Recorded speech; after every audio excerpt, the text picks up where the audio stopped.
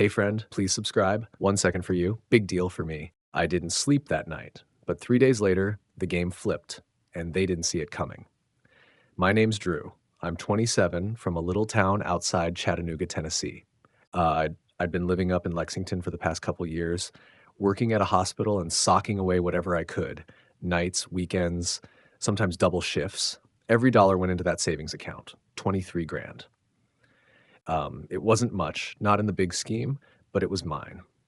I came home for the holidays expecting the usual, my mom's dry turkey, some weird passive-aggressive comment from my dad, and hopefully a few hours watching TV with Grandpa before Connor started drama. I pulled into the driveway and noticed two things immediately. Grandpa's Buick was in its usual spot, but Connor's beat-up Civic was gone. That was weird, since he was the reason I'd come back at all. Mom said they needed help keeping him on track. Inside the house, it was dead quiet. Just Grandpa, sitting at the kitchen table with half a sandwich in front of him and a pill organizer beside it. I stepped in and gave him a half smile. "Hey, old man, where is everyone?" He looked up, his hand shaky as he set the sandwich down. "Cancun?" he said, like it was obvious. "Cancun?" He nodded toward the fridge. "They left you a note." I walked over, thinking it was going to be something dumb, like, "Take care of the dog," or "Leftovers in the fridge." Instead, it was scrawled on the back of a Walgreens receipt, stuck on with a magnet shaped like a cow. "Use your savings for Connor. Watch him this week." Cancun. Mom and Dad, I swear I didn't even blink. My body just kind of went numb. $23,000. Gone. The account I'd been pouring into since I was 19, night shifts, busted knees, ramen dinners, all of it. Gone like it meant nothing. I opened the banking app on my phone. Sure enough, the balance was $2.37. "They'll regret this, son," Grandpa said, his hand landing on mine, trembling but firm. "They think you're still a kid, but you're not. You're the only adult in this house now." I didn't say anything. I just stared at the note again, like if I looked long enough, the words would rearrange themselves into something else, something that made sense. I asked about Connor. "Is he upstairs?" Grandpa shook his head. "Took my car. Said he was going to the pharmacy. That was 4 days ago." 4 days. 4. My folks had left me a drugged-out 21-year-old brother to babysit, stolen my savings, and pieced out to a beach resort. I should have been furious. I should have punched a wall. But I just felt empty, hollowed out, like all the fight had drained out before I even showed up. That night, I sat on the porch with Grandpa, a beer in my hand and my jaw clenched tight. I kept thinking about that note, about the fact that they hadn't even asked. Not a conversation, not a warning, just took it. Grandpa didn't say much. He just watched the street like something might appear. After a while, he said real quiet, "They never should have done that to you. But it's not over. I know you. You're not done." And he was right. 3 days later, the game flipped. And they didn't see it coming. I trusted her with everything. Turned out she couldn't be trusted at all. That was the part that kept eating at me. Not just that the money was gone, though that alone was enough to wreck me, but that it was my own mother who did it. Not a stranger, not a scam. My mom. The worst part? I should have seen it coming. Back when I was 16, Dad lost his job at the aluminum plant. I remember the night he came home, sat down at the kitchen table and didn't speak for an hour. Just kept staring at the wall like he was trying to burn a hole through it. Mom took a part-time gig at the pharmacy, but it didn't cover much. So I picked up the slack. Morning paper route before school, night shift washing dishes at a diner off Route 9. I missed prom, skipped every football game. My whole life became work and sleep, and even that was only if I was lucky. Meanwhile, Connor was 10 and living like nothing changed. Still in travel baseball, still had Xbox Live, still getting new cleats every spring. When I asked about it, Mom said, "He needs normalcy, Drew. You're older, you get it." That was the first time I swallowed it down and told myself it was temporary, that I'd take care of things until we all got back on our feet. But that day never came. I kept working. A hospital janitor by the time I was 19, enrolled in night classes. I didn't party. I didn't date. I didn't do anything that cost more than $5, and every month I'd hand Mom $800 to put into the future fund she insisted on managing for me. "You don't want banks getting you stuck with fees and nonsense," she'd said, waving off my concerns. "Let me hold on to it for now. I'll keep it safe. When you graduate, it'll be waiting." That was her line. I'll keep it safe. So I trusted her. For 4 years, I worked double shifts, skipped meals, and lived in a rundown studio apartment with a leak in the ceiling because I believed that money was sitting there, growing, safe, mine, except it wasn't. 6 months before I came home, the account went dry. I only found out because I finally asked to see the balance. That's when the lies started. "Oh, sweetie," she said over the phone, all fake concern. I had to move it around. Some of it went to help Connor with his school stuff. You know how tight things have been. His school stuff. The same brother who dropped out of community college after 3 weeks. The same one who said tests are for sheep and had a vape in his hand every time I saw him. I did the math. It wasn't some emergency withdrawal. It was a slow siphoning. 200 here, 500 there over months until there was nothing left. I tried to stay calm. I called again, asked for details, reads anything, but Mom just kept dodging. "Why are you being so dramatic?" she said. "We're family. This isn't Wall Street." That's when I felt it. The shift. Like I'd finally seen something I'd spent years pretending not to. It wasn't an accident. It wasn't a mistake. She thought it was hers to take. The thing that broke me, though, was when Grandpa found out. We were sitting in his cluttered living room, bills stacked up beside him like miniature towers. I told him everything, the account, the withdrawals, the excuses. He didn't say a word, just stared out the window for a while. Then he whispered, "She did the same thing to me." I blinked. "What?" "I gave her 30,000, he said, voice flat. Said it was for kitchen repairs. That was 5 years ago. Haven't seen a dime since." I just sat there stunned. She hadn't just stolen from me. She'd done it to him, too. This wasn't a mistake.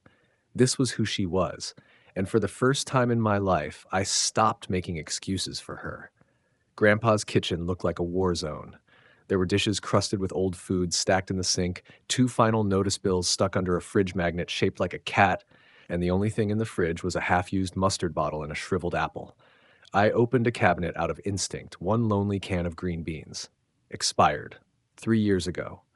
"Have you eaten today?" I asked him. He shook his head like it was no big deal. Didn't feel like cooking. I picked up one of the pans from the drying rack. Dusty. Untouched. "Grandpa, when's the last time you cooked anything?" He hesitated. Then he looked at his hands, opened and closed them slowly. "Can't grip the handles anymore. They shake too much." My stomach sank. "You didn't tell anyone?" "Who would I tell?" he said quietly. "Your mom's always busy. Your dad says he's no good at cooking. Connor," he stopped himself. "Well, Connor hasn't been here." "He didn't come back after they left?" I asked. Grandpa leaned back in his chair. "He said he needed my car to pick up a prescription. Took $20 from my wallet. That was 4 days ago. Smite hasn't called." I checked my phone. Still no response from Connor. I'd texted and left voicemails all week. Nothing. Just silence. Something wasn't adding up. I climbed the stairs to the second floor and pushed open Connor's bedroom door. The stench hit me first. Weed, body spray, and something sour underneath it all. The bed was unmade, the trash overflowing with fast food wrappers and empty Red Bull cans. But what stood out were the pill bottles. Not prescriptions, the kind you get off the street. No labels, some half full, others cracked open and spilled on the desk. Then I saw it, a brand new gaming rig. Tower case, triple monitors, LED lights glowing like a spaceship. At least 2 grand's worth of gear. A stack of new sneakers still in their boxes sat beside it. One of them had the price tag still on, $300. I stood there, frozen. The room was a mess, but the stuff was brand new, expensive. He hadn't been broke, he'd been using. I went back downstairs and asked Grandpa if he knew where Connor might be hanging out. "Try Brenda next door," he said. "She sees more than she lets on." So I knocked on Brenda's door. She was in her 70s, wore a visor indoors, and had one of those little dogs that barked like an alarm every time I shifted my weight. "Brenda, sorry to bug you," I said. "Have you seen Connor lately?" She rolled her eyes. "That boy? He's been throwing parties all week. Loud music, kids coming in and out like a parade. Smelled like a damn dispensary every night. You're telling me he's supposed to be living here?" "Parties?" I asked. "Here?" "Where else?" she said. "Told your folks, but your mama said it was just him having friends over." I thanked her and walked back across the yard, my hands shaking. I felt like a fool. They hadn't just left me to babysit a troubled kid. They'd abandoned an addict in Grandpa's house, and I'd walked right into the mess without a clue. That night, I ran a credit check on myself. I was expecting the worst, that maybe Connor had stolen my info too, but the report was clean. No new accounts, no shady activity. Still, I couldn't let it go. I called the bank, asked for a timeline on the withdrawals from the savings account. Your mother was listed as an authorized secondary, the rep said. She began pulling funds 6 months ago. All withdrawals were made in person at local branches. I felt like I'd been punched, not just because the money was gone, but because she hadn't even tried to hide it. No fraud, no ID theft, just a signature and a smile. Back inside, Grandpa sat quietly, a blanket draped over his shoulders. I dropped into the chair beside him. They emptied my account over 6 months. He nodded slowly. Sounds about right. I looked at him. Why didn't you say anything? He sighed. Because I thought it was just me. I didn't know she'd do it to you too. He turned his eyes toward the hallway. We gave them too many chances, Drew. Your mother, she learned early how to avoid discomfort. Never could stand consequences. I didn't say anything. Just sat there, listening to the silence in that cold, crumbling house. They'd sacrificed 2 generations to prop up Connor. And for what? For this. We sat at the kitchen table surrounded by paperwork. Old manila folders, ripped envelopes, faded sticky notes. Grandpa had a small plastic bin where he kept what he called his important stuff. That morning, he let me dig through it. Inside was the truth.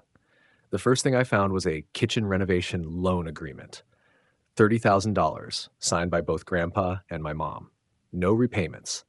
No termination clause, just her name and a list of supposed expenses that had nothing to do with granite countertops or tile floors.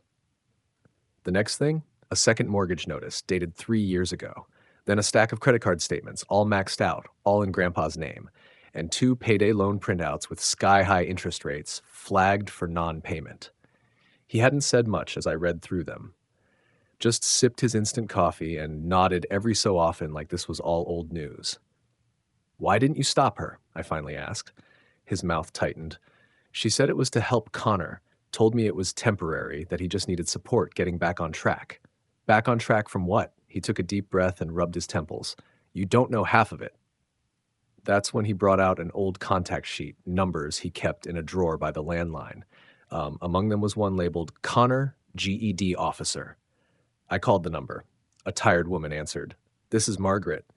This is Margaret, probation ed liaison. I introduced myself and explained I was Connor's brother. There was a long pause. Then she sighed. Connor hasn't checked in for 6 weeks.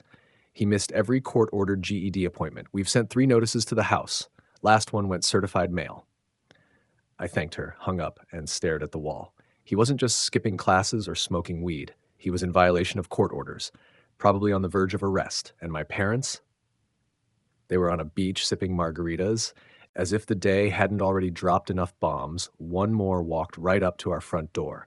A tall, twitchy guy in a beanie and a hoodie knocked.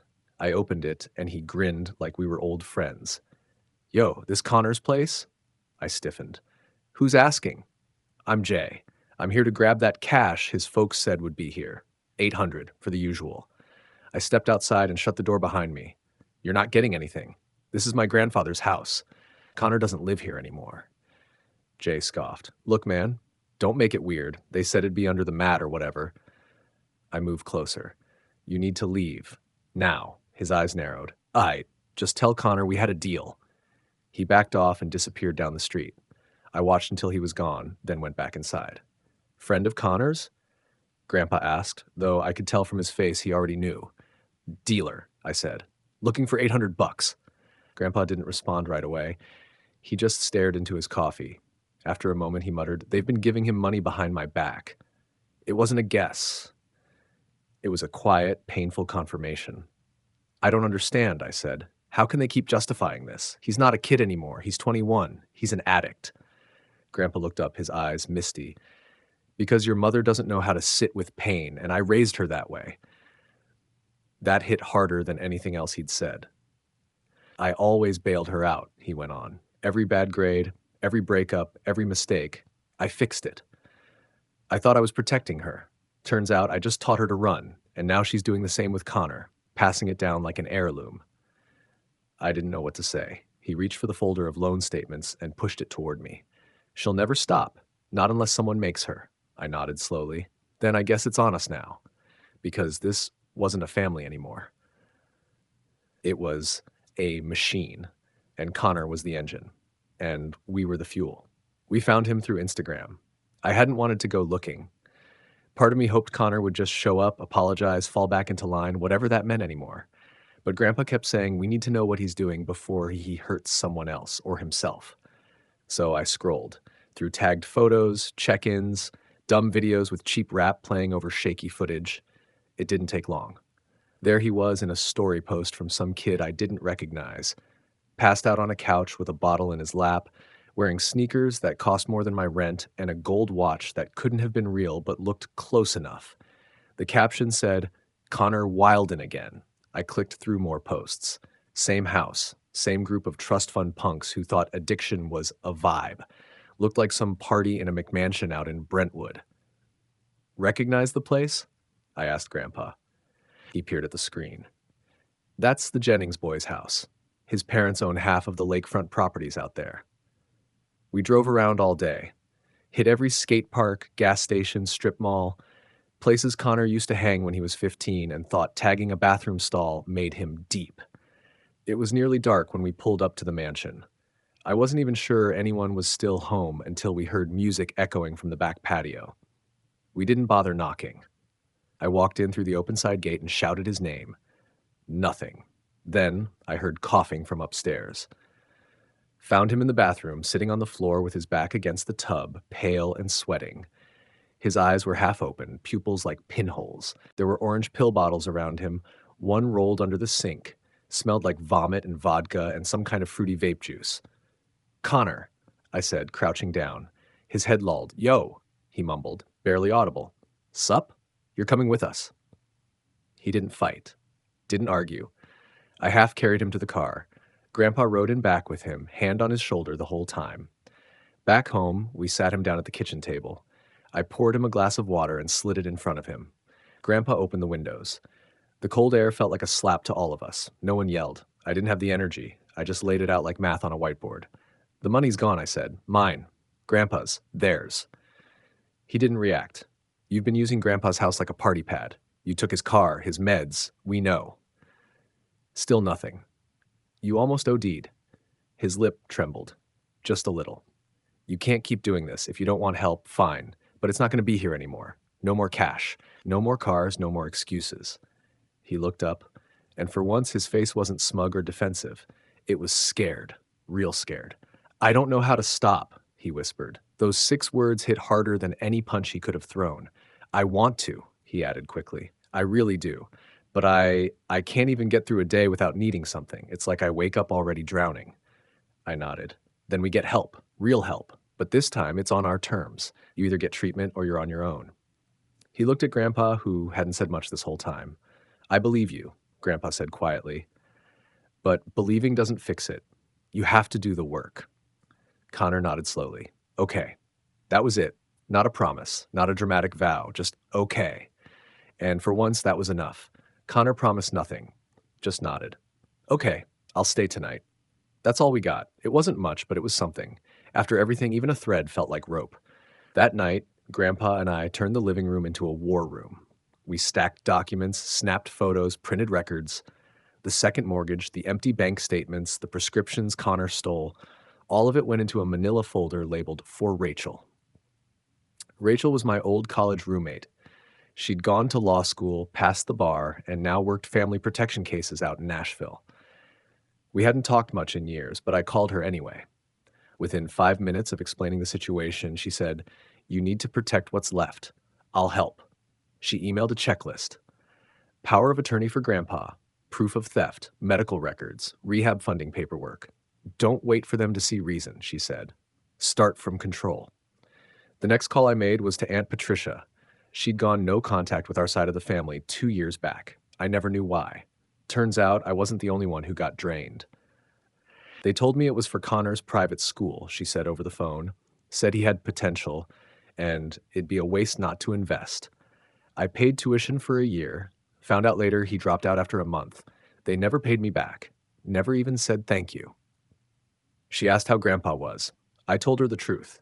She offered to write a statement for legal backup. Your mom's been running cons for years, she added. It's not evil, exactly. It's just normal to her now. By morning, we had a plan. Connor would check into treatment. We'd get Grandpa's house listed, with proceeds put in a trust. I'd handle legal oversight. No more blank checks, no more guilt, no more waiting for apologies that were never coming. That afternoon, Connor sat with us again. Still pale, eyes sunken, but more present than I'd seen him in years. I laid it all out. You go to rehab, for real, not for show. If you don't, you're on your own. Grandpa backed me. We'll help you once, not twice. Connor nodded. Okay, I'll do it. No promises, no long speeches, just another okay. And for a moment, it felt like we might actually turn a corner. We called the rehab center, a local nonprofit with a program that could take him the next day. Rachel had pulled strings. Grandpa agreed to cover the first month, if only to see if Connor would stick it out. We spent the rest of the evening sorting pills, locking away valuables, canceling shared cards. Grandpa gave me power of attorney over his assets. It was bittersweet, that signature, like handing me the steering wheel while still trapped in the same wreck. That night, Connor slept in his old room. I passed by his door once. He was awake, just staring at the ceiling. You good? I asked. He blinked. Yeah, just thinking. Try sleeping instead. He nodded. Yeah, I will. But in the morning, he was gone. The bed was still warm, the covers tossed back, Grandpa's car keys gone, so were the meds, and $80 from my purse. No note, no message, just silence. I walked out to the driveway and stared at the empty space where the car should have been. I should have known, I muttered. Grandpa stepped out beside me, wrapping his robe tighter. He made a choice, he said. Now we make ours. And just like that, whatever hope we dared to feel collapsed. Again. But this time, we weren't chasing him. This time, we were drawing the line. I knew something was wrong the second I opened my purse and saw the bills missing. $80. Enough for gas, some fast food, maybe a motel if he got desperate. But it was the meds that clenched my gut. Grandpa's heart pills, his painkillers, gone. I called the police, not to file theft, but to report a medical emergency. He's vulnerable, I told them, addicted, took medication that's dangerous in combination. He needs help. 4 hours later, the call came in. St. Luke's Memorial. Emergency intake. Is this Drew? The nurse asked. You're listed as the emergency contact. I braced myself. Yes. Connor was found unconscious in a public park restroom. Someone called it in. He's in ICU. Stable now, but it was close. I sat down at the kitchen table, the weight of it sinking in like lead. Grandpa stood in the doorway, already pale, already weak, and now he looked worse. You all right? I asked. He shook his head. Skipped my meds. Didn't want to say anything. Didn't want to add more. That was all I needed to hear. I helped him into the car and drove to the hospital. He was lightheaded by the time we got there, blood pressure tanking. They admitted him for observation. 2 beds, 2 emergencies. Same family, same route. I stepped outside to call my parents. No answer. Tried again and again. Finally, a few hours later, Mom called back. I could hear laughter and clinking glasses behind her. Drew, what's going on? We're in the middle of dinner. You need to come home, I said. Now. Why? What happened? Connor's in ICU. Grandpa too. He skipped his meds because Connor stole them. He took the car, the cash, everything. A pause. Then Dad's voice in the background. We'll come home tomorrow. Tomorrow? I said, stunned. You're drunk in Cancun while your father's in the ER and your son nearly died in a bathroom? Mom huffed. Don't make this a whole thing. You always blow things out of proportion. I didn't reply. I just hung up. Back inside, a social worker had been assigned to Grandpa. She was young, serious, and didn't waste words. I've reviewed the notes, she said. Given the circumstances, elder neglect, medication theft, financial exploitation, we're filing an involuntary treatment petition for Connor, and we'll begin paperwork to protect your grandfather's estate. I blinked. You can do that? With proper documentation? Absolutely. I handed her the folder. Statements, loan records, withdrawal logs, medical files. She leafed through it and nodded. This will help. That night, I sat between 2 rooms, one with Grandpa on oxygen, the other with Connor on a drip. Machines beeped. The hallway smelled like bleach and loss. Eventually, Connor opened his eyes. Just barely. The nurse called me in. He looked around, then at me. You okay? I asked. His voice was scratchy. I messed up. Yeah, I said, sitting down. You did. He swallowed hard. Am I in trouble? You're not getting arrested, I told him, but you're not walking out of here either. They're putting you into treatment. No more deals. No more debates. He didn't argue. For the first time since this all began, he just listened. No excuses. No tantrums. Just quiet. And in that moment, I realized something I hadn't dared hope for. We weren't begging anymore. We had backup. And the state was finally stepping in where love had failed. Mom showed up wearing a sundress like she was coming from brunch, not a hospital.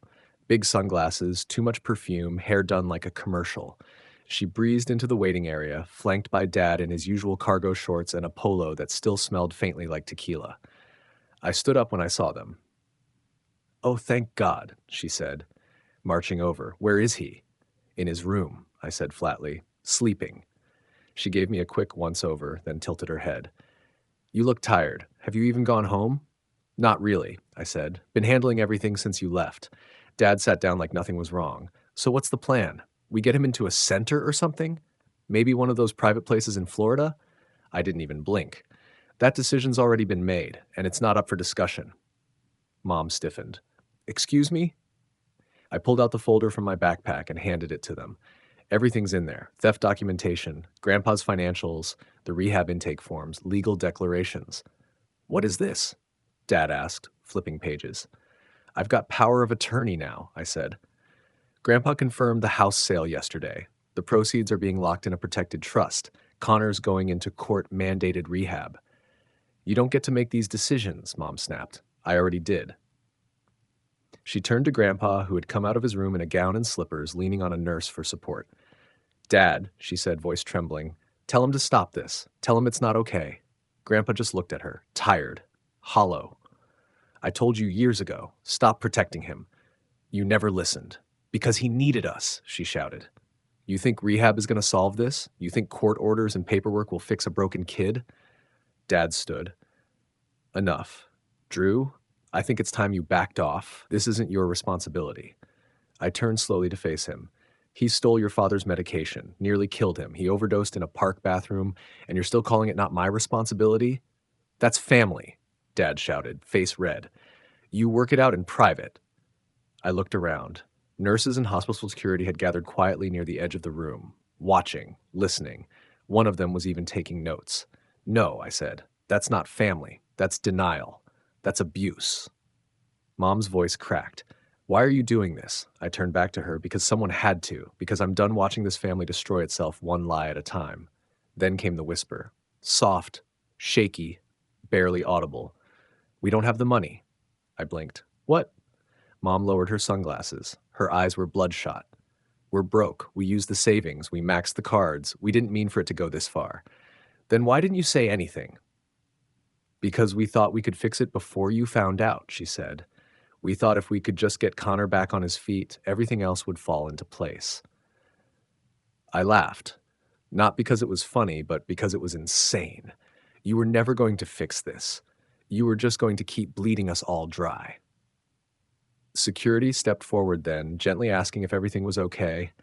I nodded and handed them a copy of the paperwork. We're fine. Just confirming the legal transfer of care. Everything's signed. They looked at the forms, then at me, then back at the group. All right, let us know if you need anything else. As they walked away, I turned back to my parents. This ends now. No more manipulation. No more guilt trips. No more pretending this is anything other than what it is. And what is that? Dad muttered. A reckoning, I said. This time, we had the leverage and the law. Connor sat on the edge of the hospital bed, hands clasped between his knees, the IV still taped to his arm. He looked small, not physically, but in spirit, like a kid who'd finally run out of places to hide. I want help, he said. His voice barely rose above a whisper. I don't want to die. I nodded. Then this is the start. He looked up, eyes glassy but clear. I'm scared. Good, I said. That means you're taking it seriously. We arranged everything that afternoon. A treatment facility upstate, full program, 90 days minimum. Grandpa signed the final documents. Rachel confirmed the rehab intake with the court. It was all set. Grandpa's house went up for sale the next morning. I handled the agent, got Rachel to create a protected account for the proceeds. I wasn't taking any chances anymore. I also sat down and drafted terms, repayment options for the stolen money, agreements for care decisions, boundaries Connor would need to follow if he ever came back. It wasn't punishment, it was protection for all of us. That evening, we gathered one last time in the living room, me, Grandpa, and Connor. The walls still smelled faintly like mildew and old grease from the heater, but there was a weird peace in the room, like the air had finally cleared. "I'm not asking for trust," Connor said. "I know I've burned that, but I'm going to try." Grandpa nodded. "Long as you don't expect handouts, you've got a place to land, just not a place to hide." He smiled weakly. "Fair enough." Then came the part I didn't want to deal with. The call from Mom. She tried to argue again. Said selling the house was dramatic. Said I was turning my back on the family. But I didn't let her control the narrative this time. "These aren't requests," I told her. "These are decisions, and they're not yours to override anymore." She cried. Dad grumbled something in the background about me throwing my weight around, but I didn't care. They'd had years to step up. Now they could sit down. Later that night, Connor packed a bag, just one. No fanfare, no speeches. He hugged Grandpa, then looked at me. "You think I can do it?" he asked. "I think you have to," I said. He nodded, took a shaky breath, and walked out the door with the counselor from the rehab center. Just like that, he was gone. Grandpa turned to me. "Long overdue," he said. "I know." I drove home alone.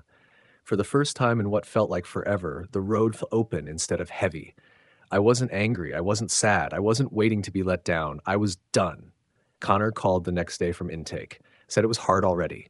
Said he was glad we made him go. "I'm terrified," he admitted. I smiled. "Good. So am I." And that night, for the first time in years, I slept easy. Because family doesn't mean loyalty without limits. It means drawing the line and daring them not to cross it. YouTube picked this for you. Tap it. Let's see if they guessed right.